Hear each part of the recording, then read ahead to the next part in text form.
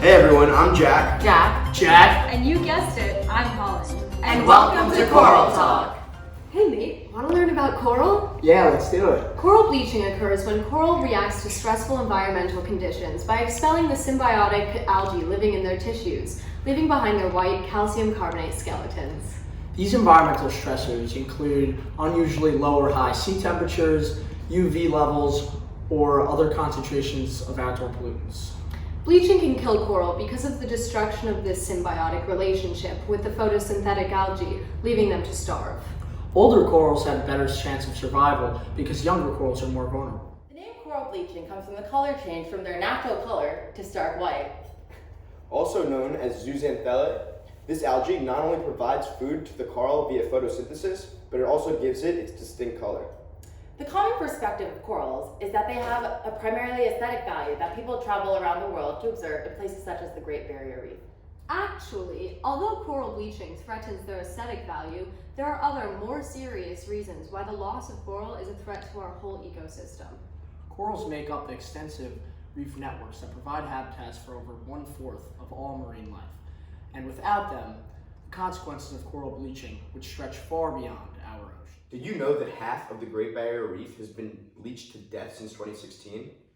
Much of the reef's ecosystem has become barren, with little chance of recovery due to this coral bleaching. Historically, bleaching events occurred every 20 or so years, giving the corals enough time to recover in between. Even if a coral survives a bleaching episode, full recovery takes about 10 years. With recurring bleaching events happening within 9 years in some areas, corals and reef ecosystems are left vulnerable. In the last 30 years, the planet has lost 50% of its coral. Coral bleaching events have been increasing at alarming rates around the world and have been specifically detrimental to the Great Barrier Reef. Thanks, Jack and Jack. Now to you, Jack. Corals are the building blocks on which reef ecosystems thrive, and their disappearance would have critical consequences to life on land and in the ocean. Additionally, the loss of habitat would disrupt marine populations up the entire food chain. This means that many jobs and food sources would be eliminated as a result of continued coral bleaching. Coral reefs are also essential for new breakthroughs in medicine. In fact, it was estimated that we are 300 times more likely to find new medicines from coral reef ecosystems than those on land. Now that we understand what coral bleaching is and why it's bad for the environment, what can we do to stop it?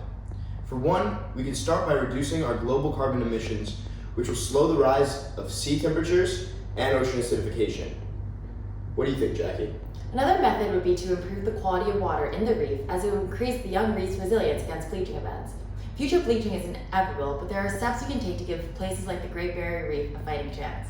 Coral reefs are essential to our ecosystems, and it is our responsibility as humans to do our part to slow climate change, conserve water, and be kind to our coral. Thanks for watching Coral Talk.